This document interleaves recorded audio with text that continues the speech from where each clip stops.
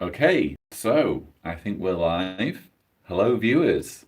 Specifically, hello to Patreon supporters who are participating in this live stream. This is an opportunity for those who are supporting my channel on Patreon to interact, to ask questions and share comments. And basically, it's an opportunity for me to do a Q&A without too much preparation, but also an opportunity for me to give a reward to those who are supporting my work and helping me to do this as my job. So I have a few questions that I can get stuck into. I'm going to start with, as always, with the questions that have been left already on Patreon, and then I'm going to go to the live chat. So if you guys watching have any questions that you're thinking of, feel free to add them in the live chat. And then when I'm done with the Patreon questions, I'll switch over to those. So, by the way, I'm going to try and stick to questions that are pertinent to the issues I talk about. There's one or two questions that don't quite fit that category, but yeah, I'm going to try and keep this relevant to what people usually expect me to talk about. So Becky asks, "Hi Lloyd, do you have any more books planned?" And the simple answer is yes, I just don't know what they are yet. So I have ideas fairly frequently of what I would like to write about. It's just a question of what title ends up being the third book or the fourth book or the fifth book. But I can see myself writing pretty much for the rest of my life, for as long as I can write, because even though filmmaking and making videos has become, predominantly the way that my time gets eaten up every month, I also consider myself a writer, and I'll try to write for as long as I can. So there are definitely more books in the pipeline. I just can't tell you what they're going to be about yet. Becky says, with a goal of street epistemology, what is a good question to ask when approaching a JW at their cart? They seem to just stand mutely, so it would be up to me on approaching them to ask a question or make a statement that would direct the conversation in a fruitful direction. I need a reverse reasoning from the scriptures.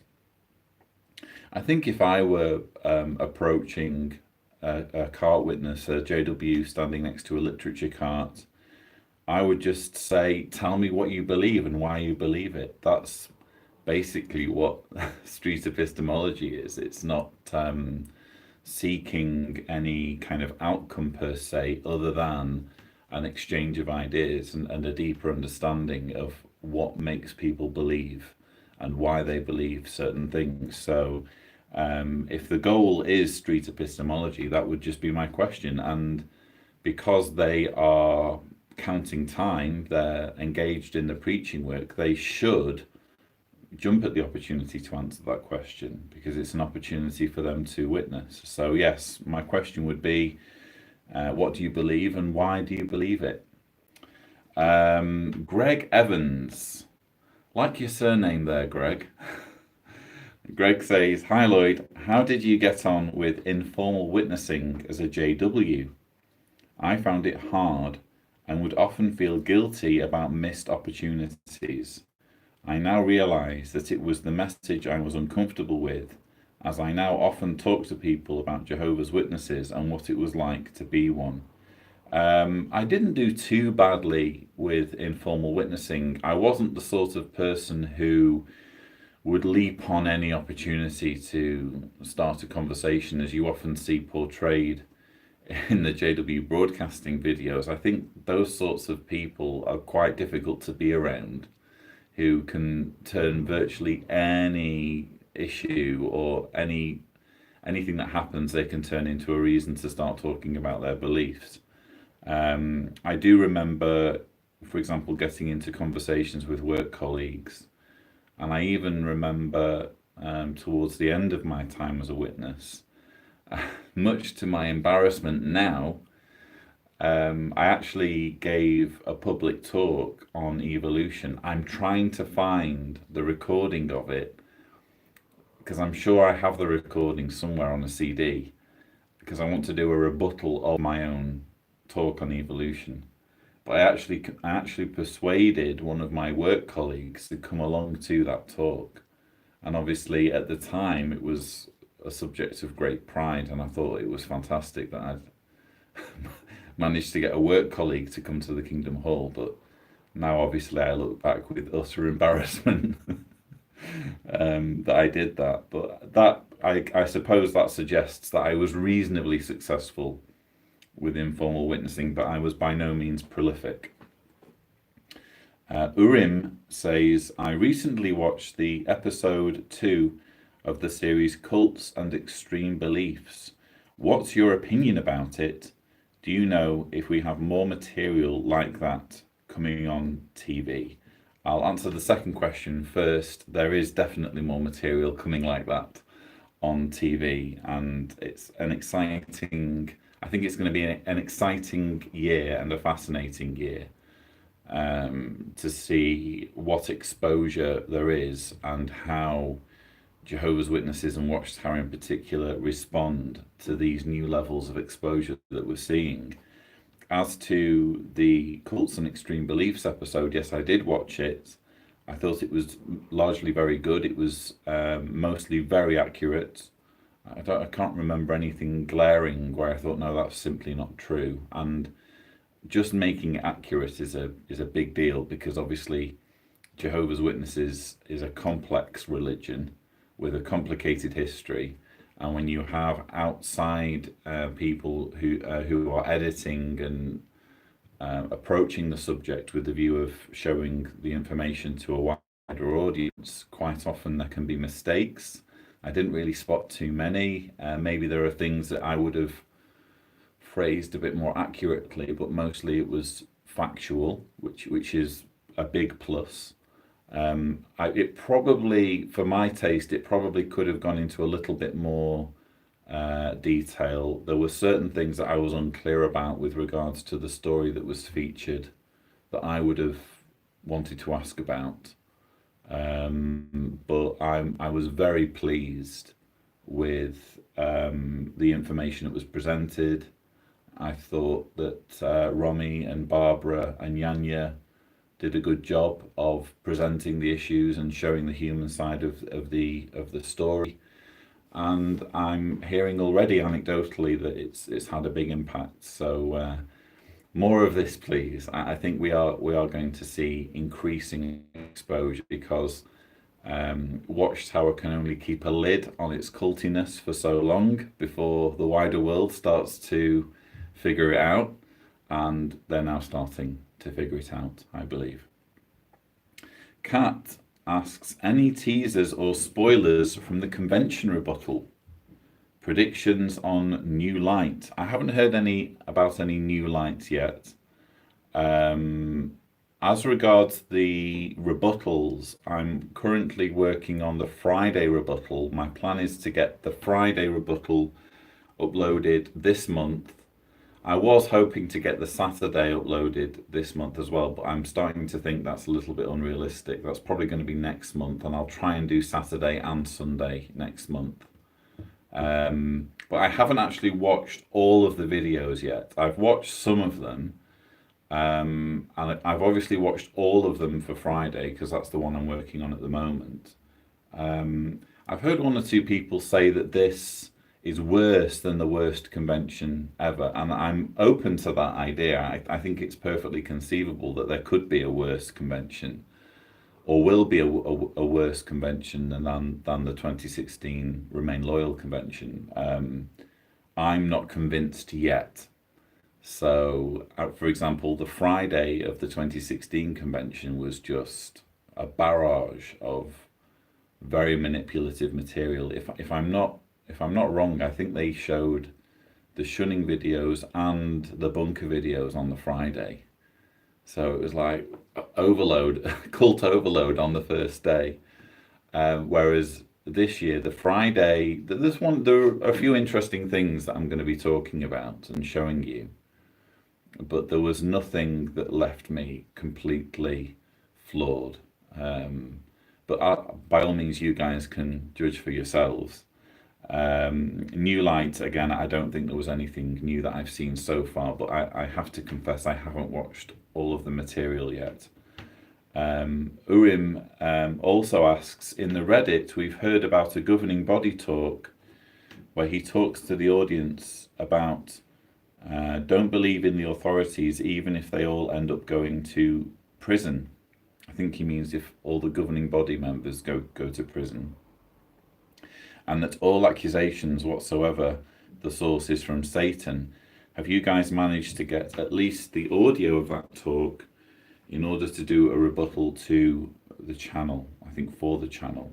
I have heard about this talk, and I think it's fairly certain that this is a real talk that really was given by, I think it was Jeffrey Jackson, saying that trying to prepare his audience for the possibility of the governing body being imprisoned. I would love to do a rebuttal to it, but I need the recording, and so far no one's given me the recording, so I have tied, unfortunately. But if anyone is watching this and they do happen to have a recording or a means of getting a recording, please do get in touch with JW Survey, and we'd love to hear from you. Monica Owens says, hi, I'm reading God, the most unpleasant character in all fiction. I am absolutely horrified by the God jealous. Funny how witnesses never acknowledge that name. I find that the New World Translation completely whitewashed a good deal of the Old Testament. I was comparing scriptures to the New World Translation last night. I didn't realize how much the Witness Bible actually differs from other translations. Yahweh is an evil God, and I cannot believe I wasted so much time and energy serving Watchtower in the hopes of a relationship with him. Comforting now that I know he's fictional. What were your thoughts on that book? Monica, I haven't read that book. It sounds like a fascinating book, and I'll by all means keep an eye out for it. But yes, I think there's some truth when you say that the New World Translation is kind of a watered down version of the Bible. There's certainly a couple of passages that I've already encountered, and I'm by no means a Bible scholar, but there's a few passages that I'm encountering where it's quite obvious that that Watchtower has slightly softened the story.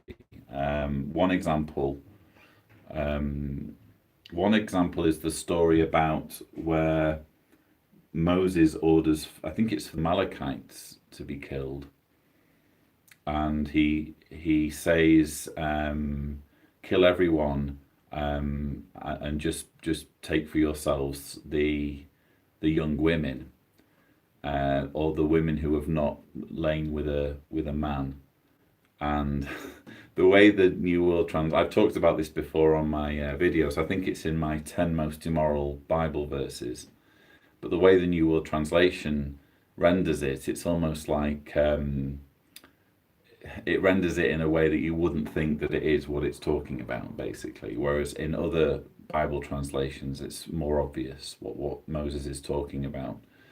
And there's also, I'm not sure, yeah, I think the New World Translation where it talks about Jephthah's daughter in the book of Judges, it waters it down so that you don't guess that Jephthah has burnt his daughter, has offered his daughter up in as a sacrifice. So yeah, there's definitely some truth to that, and I'm obviously not going to argue with you as to the character of Yahweh in the Bible.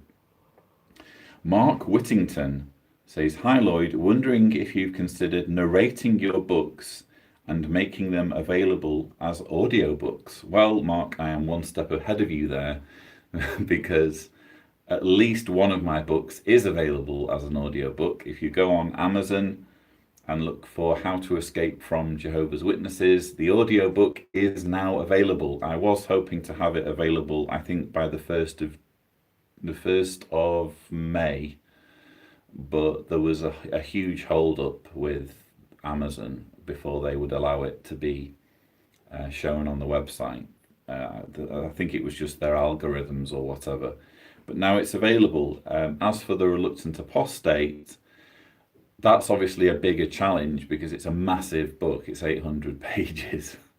And I've worked out, based on how long it took me to do the audiobook for the Escape book, I've worked out that I would literally need to stop doing everything else for like 2 weeks to create The Reluctant Apostate. And I think 2 weeks is quite a conservative estimate. So yeah, it's just a matter of finding the time. I'm definitely down for doing Reluctant Apostate as an audiobook, but I need to figure out a way of making it happen.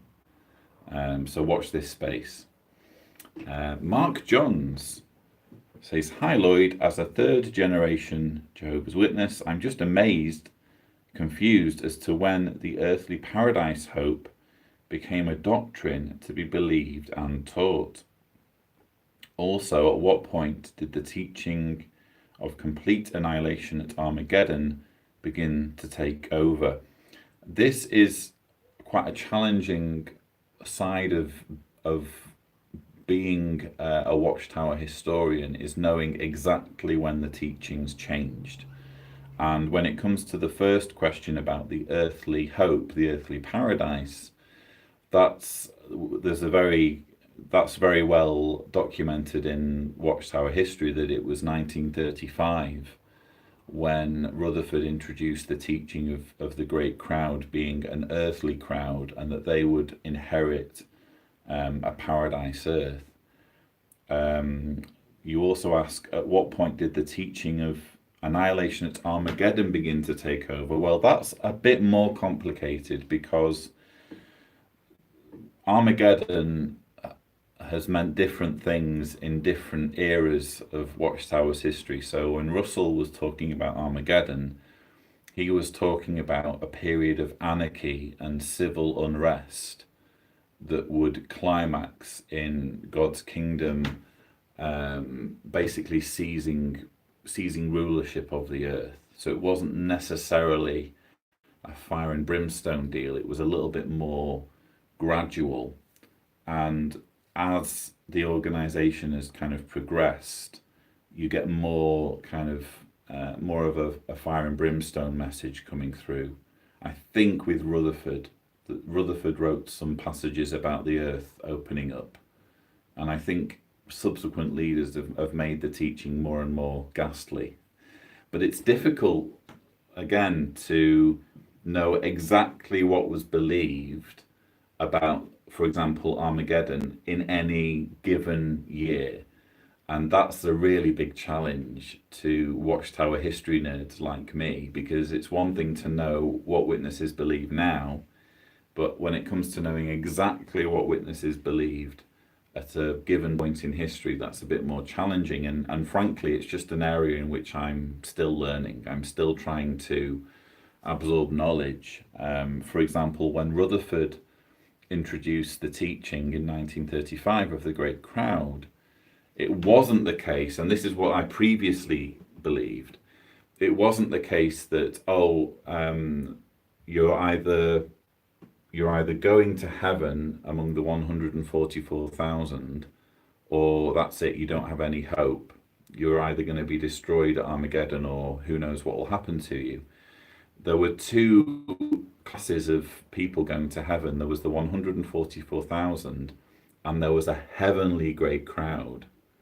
And then when it came to the earth, Rutherford believed that when he taught that millions now living will never die, he taught that there would be millions who would make it through Armageddon because they were judged to be, righteous people, and it was up to them to decide whether they would agree to live under the new kingdom government that was being established and set up. So It was a bit more complicated in some ways, the old teachings compared to the new teachings, where basically you either survive through going to heaven or living on a paradise earth, or you're dead. So, yeah, it's fascinating to learn about Watchtower's history in that way. And again, it's an area in which I'm continuing or trying to continue to expand my knowledge. Mark Johns also asks, and this is the last of the Patreon questions, so I see the live chat questions coming through, and I'll be jumping over to the live chat questions and trying to rattle through those. But Mark Johns also asks, in the 80s, Watchtower issued a French translation that changed the Bible character names to reflect the original pronunciation. However, stopped at changing Jesus and Jehovah. Wondered who authorized that change and why it carried through to the 2013 New World Translation. Well, Mark, you know more than me on that. I'm afraid my knowledge of French translations is is next to zero. So yeah, interesting question that you raised there. I'd be interested to know if anyone has the answer to that. Please include it in the comments below. And now, if you don't mind, I'll have a sip of water. And we'll go over to the live chat, which is very busy. Fantastic. So, will I get to the end of the questions before the hour mark? We shall see. Tamara Whaley says, good afternoon, everyone. Glad to see you again, Lloyd. It's good to see you too, Tamara. Kat says, good afternoon. Hope everyone is having a lovely day. Same to you, Kat.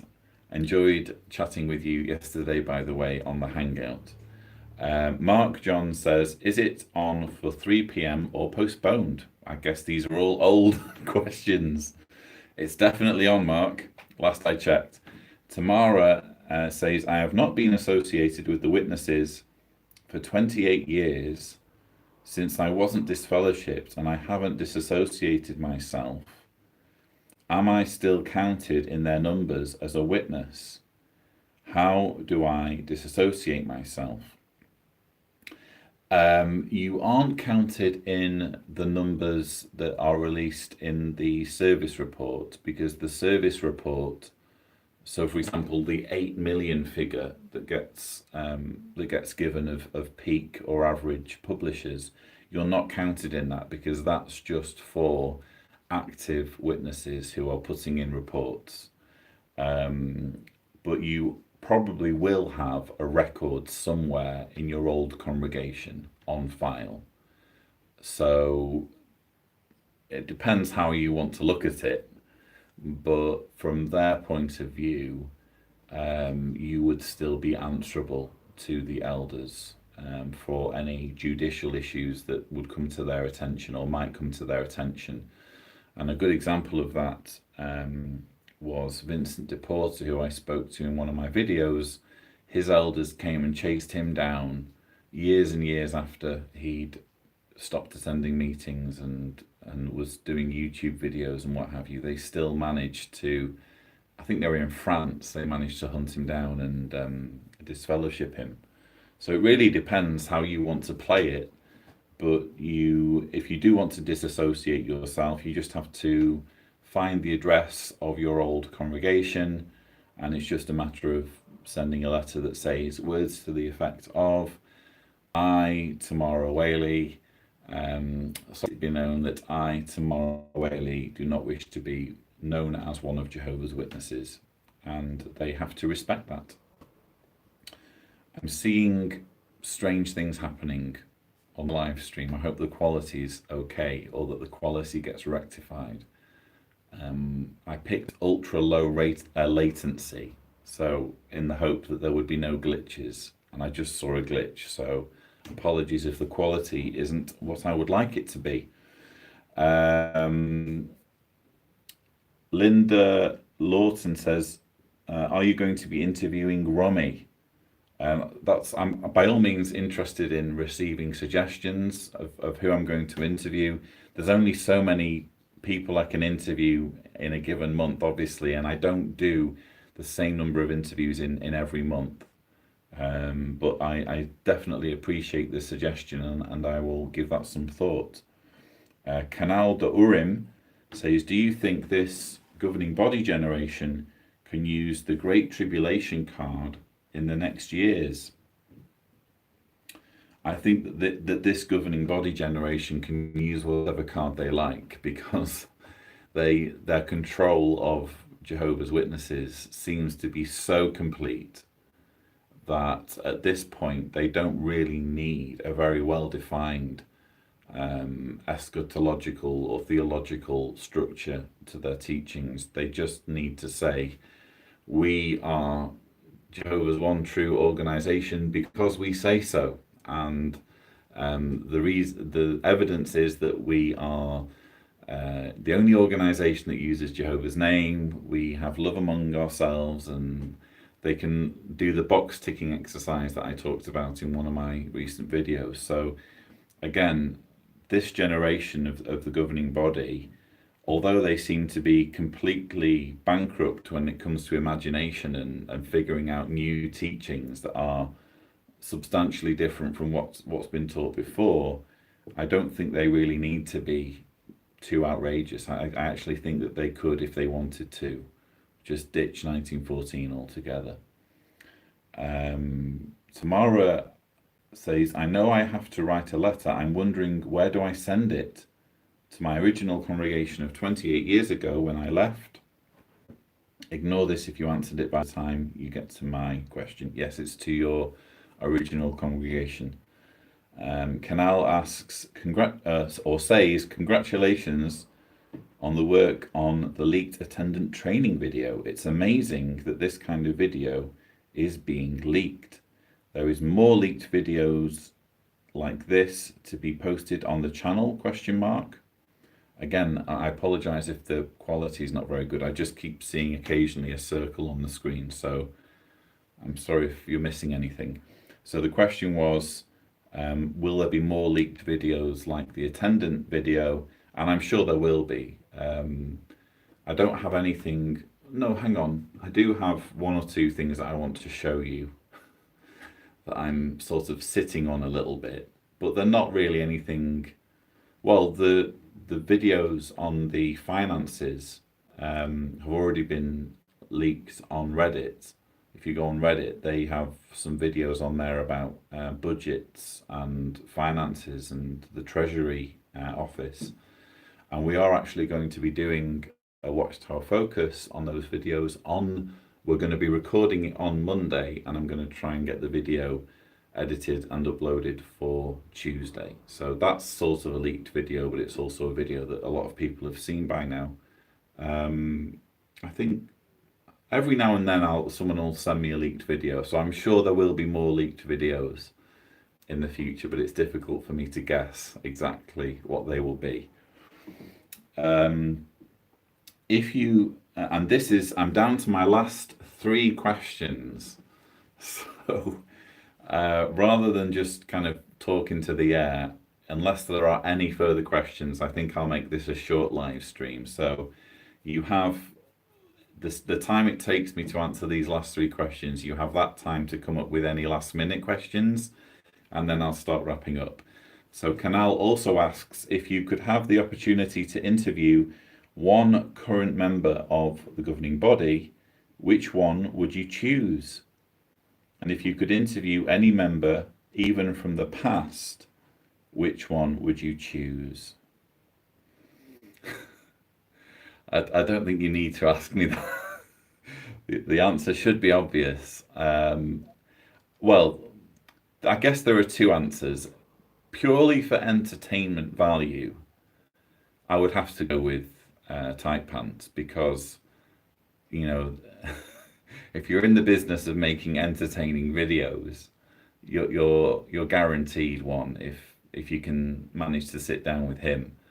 But if my objective was not purely entertainment and sensation, and if it was to kind of make a little bit of headway and maybe have a reasonable discussion aimed more towards the potential for reform and trying to reason with the governing body member, I think I would choose Mark Sanderson, because I have my issues with him. I have my issues with all of them, really, apart from Kenneth Wood, who I don't really know much about. Um, I have my issues with all of the governing body members and some of the things that they've said, but he, out of all of them, just strikes me as the most normal, quite frankly, which I think is it. And I think that that shows in the way that they're using him. They seem to, if there's like a PR issue that needs dealing with urgently, he seems to be the one that gets kind of pushed in front of the camera. So if I'm going for a balanced interview where we're trying to make some headway, I'd probably choose Sanderson. But if I was going purely for views and hits and entertainment value, it would have to be Anthony Morris. Linda Lawton says, OMG, all. I watched the movie Confessions of a Teenage Jesus Jerk this week, finally. While the title rather put me off, it is a great movie. It is available on YouTube with Vietnamese subtitles. Linda, I'm guessing you speak Vietnamese. I haven't watched it yet. I've heard only good things about it, and I hope that I will watch it at some point.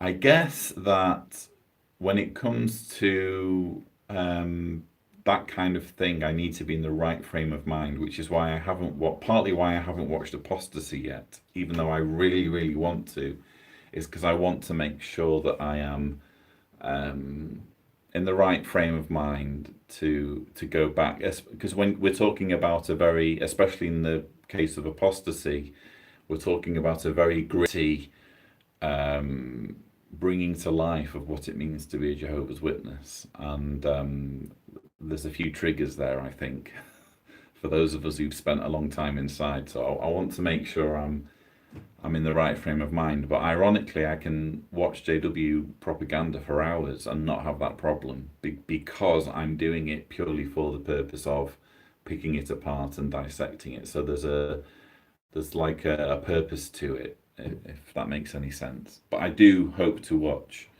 some of these brilliant new movies that are coming into circulation. Oh, well, there's definitely more than 3 questions left. That's good. Becky says, I liked the Elder interview and look forward to more. That seems like a never-ending pool of subjects. That's a great point, Becky. I was pleasantly surprised with how well the ex-elders tell all videos, how well that did. I think it's on something like 20,000 views at this point.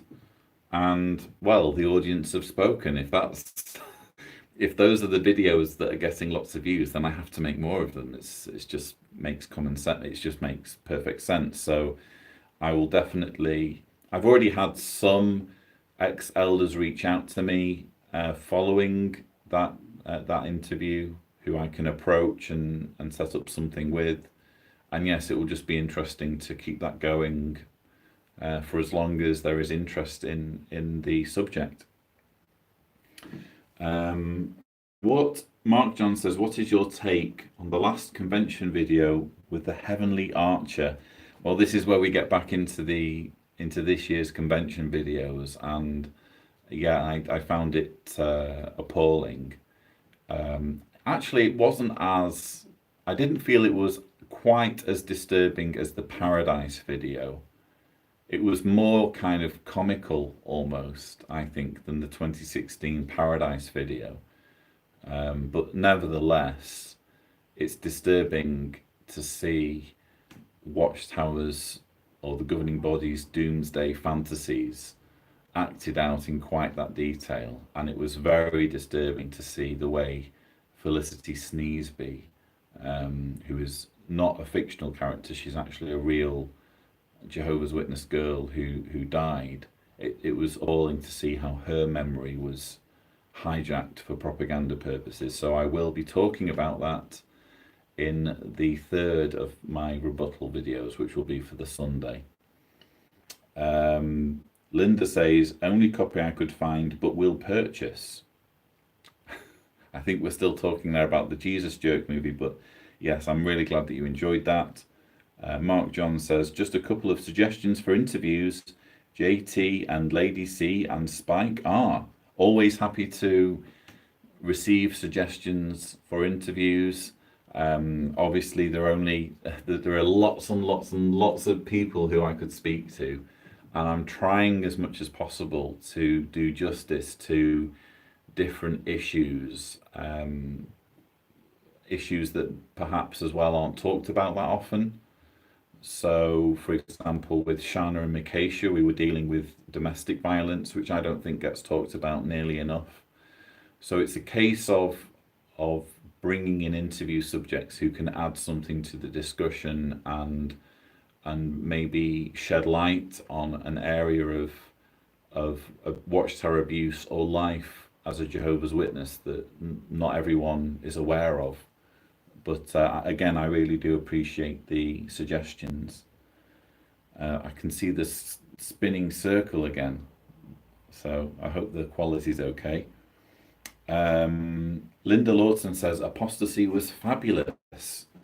Yes, don't watch both movies in the same week. I don't think I could watch them back to back. I'd need a bit of space so that I could just digest what I've watched. Canal says, and from the past, which one would you choose? Ah, yes, sorry, you did ask me that. What an interview would be with Pastor Russell or Rutherford. So yeah, if I was interviewing someone from the past, it would have to be Rutherford. I mean, obviously, I'd be interested in speaking to Russell, but if I absolutely had to choose a deceased Watchtower leader, it would be Rutherford, no contest, because he was just such a pompous git, but also a fascinating character. I mean, just purely from the point of view of again entertainment and people who whose stories are just outrageous. I would have to sit down with Rutherford. Not that I ever will be able to, but that would be a very interesting conversation. Although I have been to his old house a couple of times, so that's the nearest I guess I'm going to get. And Canal says, I'm an ex-elder, I'm up for an interview. Fantastic. So if you actually send me a voicemail is probably the best thing to do, because then I can get more of a feel for what an interview would sound like and look like. But if you could click on the link, in fact, anyone can do this if they want to send me a voicemail. I think the address is speakpipe.com/Cedars. And anyone who wants to send me a voicemail, what I can promise is that I will at least listen to all the voicemails. Answering them and replying to them is, unfortunately, I just don't have time to do that, but I promise you I will at least listen if someone sends me a voicemail. I'm down to my last two questions and then I'm off the hook. Tamara says, I found the most amazing YouTube called Mr. Deity. If you get a minute, I hope you can check it out. He's an ex-Mormon, now atheist. I think I've seen that channel. Short clips, not long. I think you would love his channel. I think I have seen Mr. Deity, yeah. I'm not right up to the minute with all the different channels, but I do try and keep reasonably well read when it comes to what creators are doing in this sphere of religion and belief and that kind of thing. And I'm down to my last question, and then I'm going to start saying goodbye. So Becky says, what goes into making a video about a convention day or a leaked JW video? How long does it take? And what is the process? You seem to notice even minor details that I miss. That's actually I could make a video on that. The simple answer is that my process has evolved from the very first JW Broadcasting rebuttal, which it didn't have a number. It was just my thoughts on JW Broadcasting, because I hadn't quite figured out at that point that there would be dozens of them. And I just literally just spoke about what I'd seen. I didn't show any clips. And in the next sort of couple of rebuttals, I started showing clips. And I have to not just watch the JW Broadcasting episode when it comes out. So I do the initial watch, and then I obviously download it, and then I have to chop it up basically into the parts that I want to show. And that process takes a while, because I'm having to figure out what parts I can get rid of because they're not really interesting, and what parts I want to zero in on. And I call that the prep. So the prep can take maybe a morning or an afternoon, depending on how much material there is, because some broadcasting episodes don't have a great deal of interesting material, but some are very intense with how much there is to talk about.